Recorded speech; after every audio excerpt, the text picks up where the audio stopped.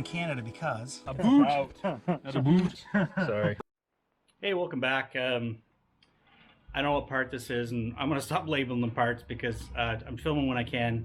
But we're going to do a little seat chopping today, and I apologize for the noise that's going to be going by because there's a house going up in the upper level of our subdivision, and it's like Grand Central Station right now for construction vehicles and dump trucks and stuff. So just bear with me on the audio. So we've got the seat pan. Boom, seat pan and foam, okay? How are we cutting the foam?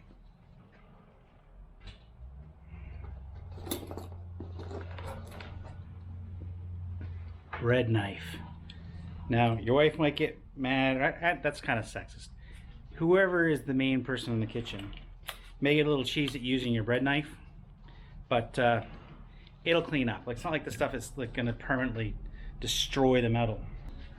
So I'm going to get set up and I'll bring you back. All right, that should be a good angle, I think. So we're going to start just by doing a rough cut.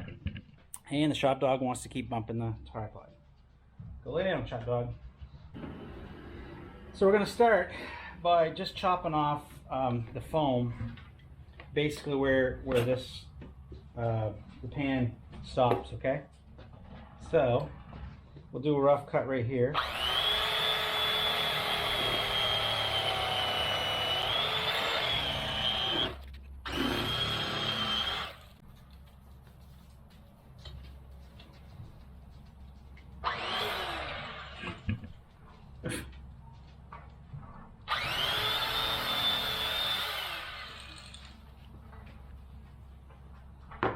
Yeah, sort of straight.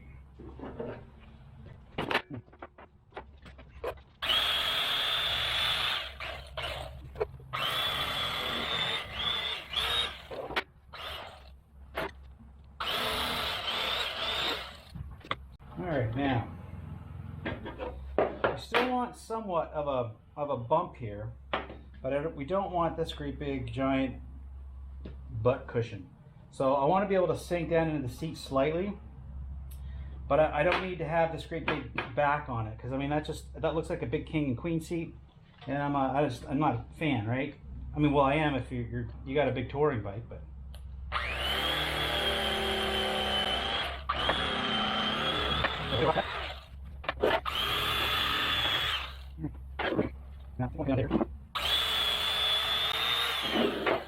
Now the cool thing about foam is you can always glue it back together if you screw it up royally.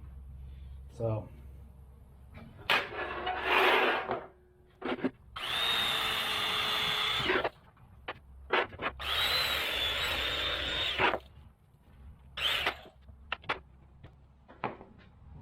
now I don't know if I want this hump. I think I'd like to have it come into the tank smoother than that.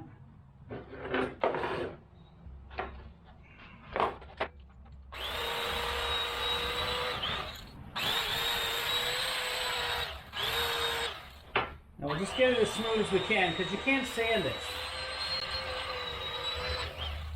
You can take a DA and sand that. So we may actually thin that out a little bit too.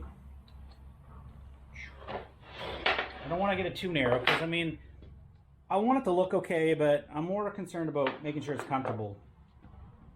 You know, I know that's an odd thing to say after I start chopping this thing for looks, but I want to find a balance between the two. I don't want to go all the way one way or all the way the other. All right, I'm going to fit this up to the bike. Yeah, so I think I want that to flow in a little bit better. I know I'll lose some foam right there, but I think I want that to flow in better. So I think that hump's got to come off.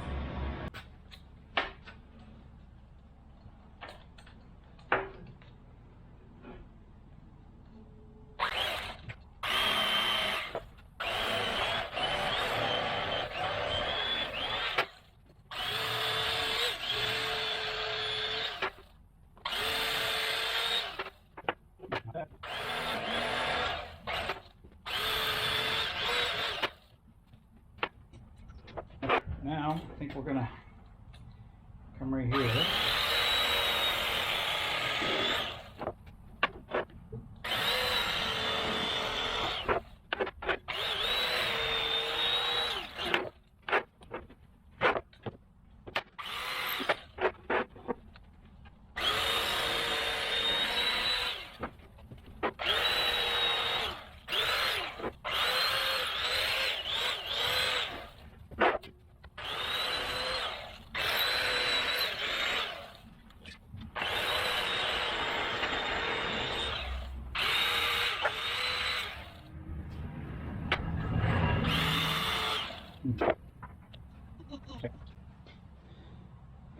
I'll offer that back up to the bike. Well, we're going to sculpt that rear end here in a second. I gotta let the dog back in, so 1 second.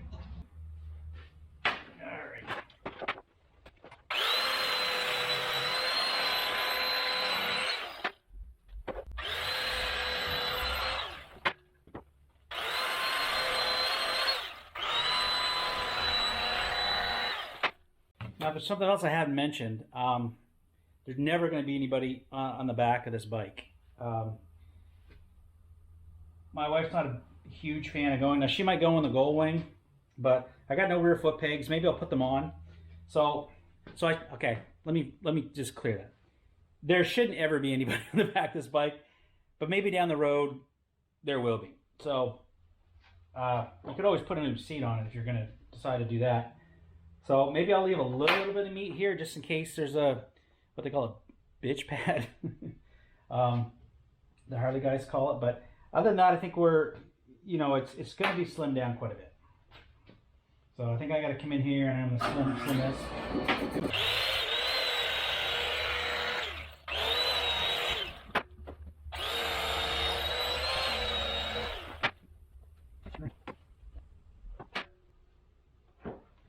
An awful big, thick, flat back.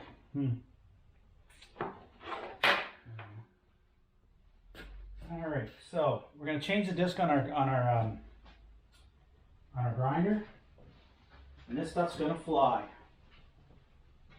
Okay, I'm going to use the worn out 120. We'll see how much material we're taking off with that.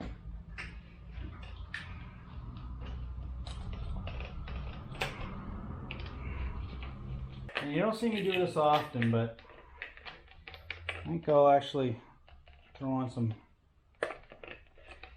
breathing protection like this.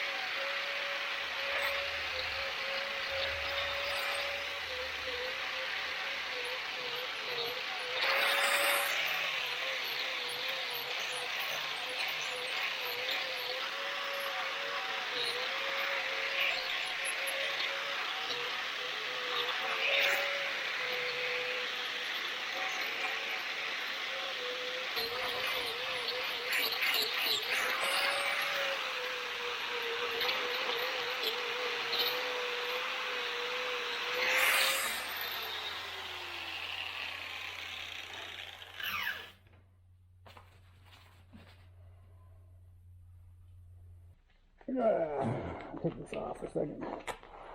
So, as you can see, that's why I put on the breathing apparatus, because this crap gets everywhere. And so a few notes, like I'm using, I mentioned this before, but it's a 120 grit that's pretty worn down. So, because you need a firm grip, this will tear, like it will grab and go. You want to just skim it. You want to take little layers off at a time. Too much pressure and it's so easy to gouge it, and you'll put a big divot in. And I mean, it's like I said, you can glue the stuff, you can repair it, but you know, why make more work for yourself? So I think that's getting to the shape that I kind of like for now anyway. Some other things is it's not really good at grabbing these corners, so that's why I was trying to do as much with the bread knife as I could. Oh, I gotta smooth this up a little bit. But yeah, like that's, we're a little high here. Maybe we'll come down a little bit on that side. But yeah, that's starting to look a little bit better. I'm gonna make just a few adjustments, turn on, then we'll try it while I'll put it up to the bike.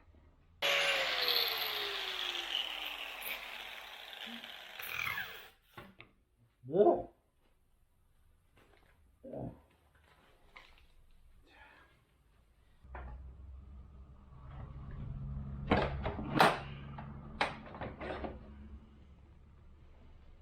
Alright, I'll take you guys off that, bring you around. Obviously that's got to be done.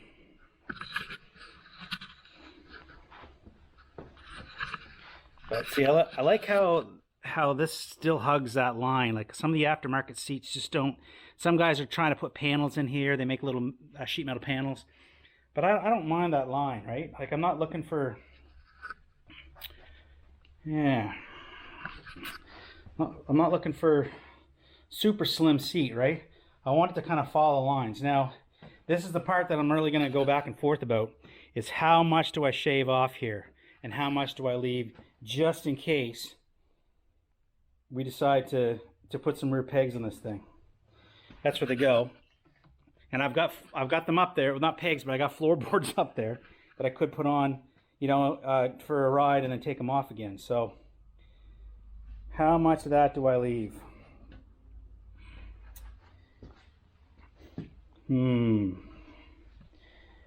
Yeah. Now, I think I got, looks like that's just a little high right there. And that is just a high right there. I can sculpt that down a little more too. Smooth it, even that up a little bit. Yeah. All right, well, I'm going to stare at it a little more. And I'll bring you back when I have some real progress. Because you've probably seen enough to get an idea what this process entails. Look at the mess. Yeah, it's a good thing I got the shop back on. All right, I'll bring you back with an update. Hey, just a quick update on the Goldwing project. We shaved the seat today, and I just wanted to show you the results. Well, for now, I did show you like the foam, but I went ahead and cut up the stock cover, and I put my sit and fly on it. Some people were asking me about that. I didn't sell it with the XT, so I've still got it. So I'll explain a little bit about it. All right. So basically all I did is I cut up the old cover. I duct taped it down to the seat. Oh, geez, it's still on. So right, that's going to get me. Yeah, so sit and fly. Basically, it's just like a honeycomb material. Colin's got it on his V-Strom, and it lets water just shed down through it. And in hot weather, it lets airflow up underneath your girly parts, boily parts, whatever they are, whatever parts you got, to basically air conditioning. It's a little rough, like it's scratchy, but it does kind of give it, like it's, I don't know if you can see that. Anyway, the structures give on it. You're starting to see some copycats pop up on Amazon, but this is a guy in Israel who makes them, and he's got a website now, but usually just contact him through Facebook. Pete just ordered one for his DR, and I think it came to $26 US or something like that. Like, might be close to $30 US now. I think his prices had to go up like by $3, but it's free shipping too. It takes a while to get from Israel, but you know, I mean, you either like it look or you don't like the look. If this stays on here, whether it'll be this one or another one, this one's just slightly too small, as you can see. I may have to get like you just give him the dimensions of your seat and then he picks the size, but I think that's a large. I think there might be an extra large. Anyway, not 100% sure. But if this stays on there, I might have to trim the foam back a little bit just so it doesn't have that bulby look, but or fat, overstuffed look. Yeah. Anyway, we'll see. I'm not sure if I'm going to try to recover the seat myself or whether the guy who did the XT seat is CR Leathers down in Kenful. I'll plug him because he's not cheap, but he's not expensive. He's, I think it's, mostly appropriate. He does really good work though. The stitching on the XT seat was just good. And I didn't tell him like where to gusset or anything. Like, he just did it. I just said, look, here, I want a black seat, marine grade vinyl. And he just did a great job. So I took it out for a test ride, and that's why I put a mirror on it. And the tail light, this janky bracket.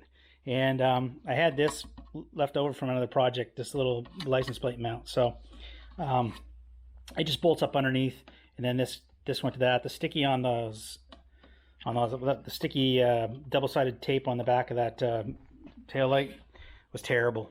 So but I mean, it's just cheap Chinese stuff, so whatever.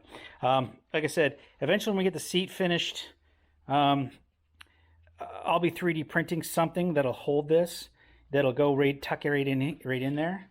So it just all depends on what we do. Like, even without the sit and fly, this just feels like such a poof. I don't know, just like a flat snap. I mean, it looks like I chopped the back end off, and I'm not crazy about that. So the seat's going to get another shave, I think, at some point. I just got to decide whether I want to take it right back to where, nobody's ever going to want to sit on it. I could just do that. I could always just pick up a second seat. Like, not like they're that expensive. You can find them on eBay. A second king and queen seat and slap it on. But for like do 2 up rides. But yeah, the tail light. We'd have to come up with something with the tail light. Maybe a side mount, or I don't know. We'll see. Anyway, I'm rambling. What I wanted to show you was this. So during the test ride, I could hear it's almost like a valve ticking, but knowing Goldwings, I know that it's an exhaust leak, and that's what they sound like. They sound like a ticky valve. So I crawled down underneath here, and look what I found. So I just did the oil change, so I was down in here crawling around anyway. So the oil was kind of nasty, so I took it for a quick ride, warmed everything up, and then took it out. So I mean, these pipes need a good cleanup anyway. I think they're going to get exhaust wrap. I've never had a bike where I wrapped exhaust, and I got mixed feelings about it. But it's kind of cliche at this point, but I do like the look. So this may get it, because these pipes may not really clean up that well. But there's a broken stud. Now you can buy the studs. The fastener supply place I buy my stuff at, they sell the studs. And actually I have a couple. And there's just enough of that left that I might be able to get vice grips on there and get it out. We will have to be careful. That or weld a nut to it. Working down underneath here is not ideal, but that'll probably be a video in itself, because the whole exhaust is going to have to come off. There's a crossover pipe right here, and that looks pretty nasty. So yeah, that'll be hard to come off, because typically you would undo that clamp and then this side will come off and you won't have to take this other side off. But with the rust the way it is, we may have to drop the whole thing down. This is not stock. This is definitely aftermarket. But it's good to see that it still has a crossover pipe. So this will not get wrapped most likely if this gets chopped, and I think it's going to get chopped somewhere here.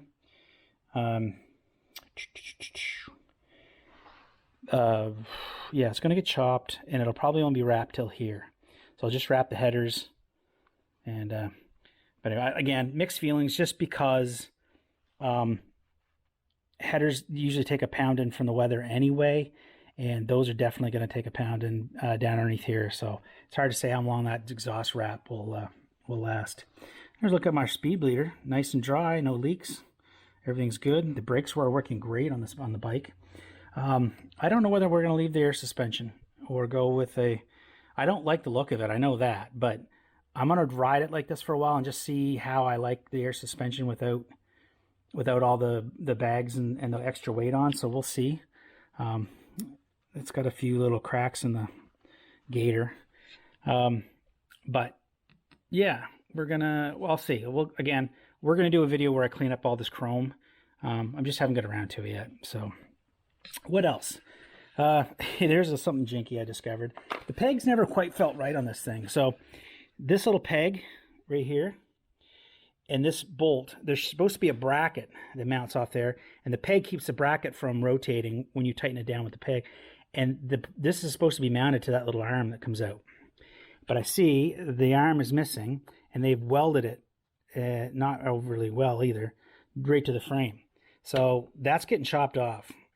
And I may not do it right away because I may have to source one of these arms, and that wiring for the starter still has to get cleaned up. I'll have to do that too. I think what I'll do is I'll tackle that when I have the exhaust off, and see if we can't figure out why this thing needs to be grounded that way. I doubt that's the actual starter for the wing. It's probably off of a Civic or something like that. Honda likes to reuse there's car parts. Matter of fact, the goldwingdocs.com or .org or whatever it is, Goldwing Docs, it's a Goldwing enthusiast site. If you have one of these wings and you haven't been there, you probably should go sign up. But they have a whole cross-reference.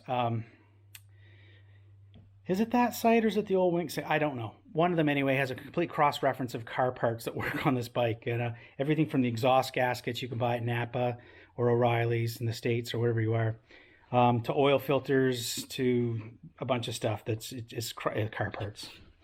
So now this doesn't look right either. Get the light back because the light's not great.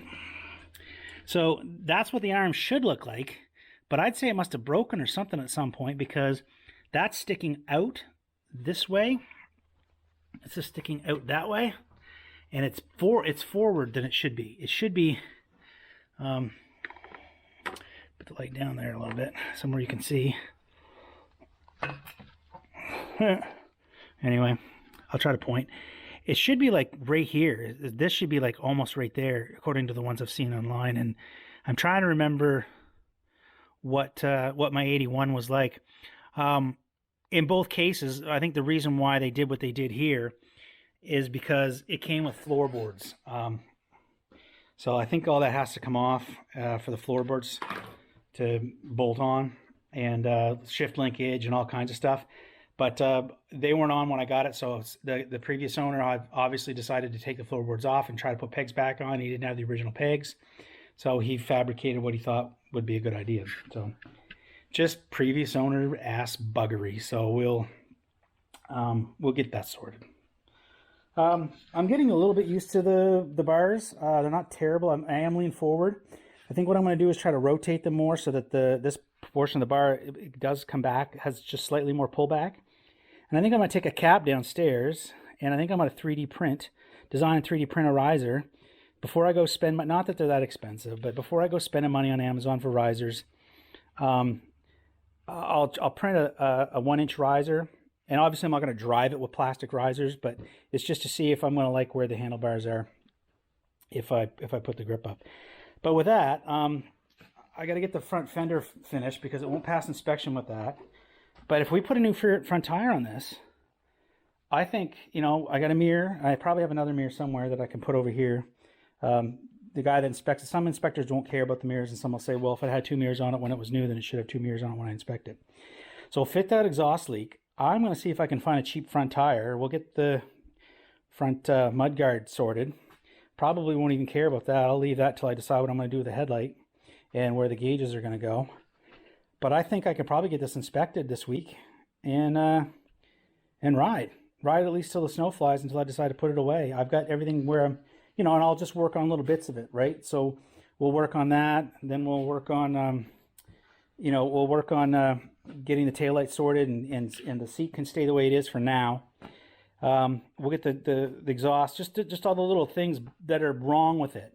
Get them all sorted first, because the best way, I wouldn't have discovered that the exhaust leak probably unless I was riding it, unless I got down underneath and really gave it a good look. But take it for a quick ride, and boom, I can hear it. So, The carbs are running really good. I still have to rebuild the accelerator pump. But other than that, I don't think I'll probably need to do much else to the carbs. And I'll probably hold off on that accelerator pump for now until I absolutely have to. And I still want to get some gators. So next video, we're going to fix that exhaust stud. And then we're going to chop the exhaust.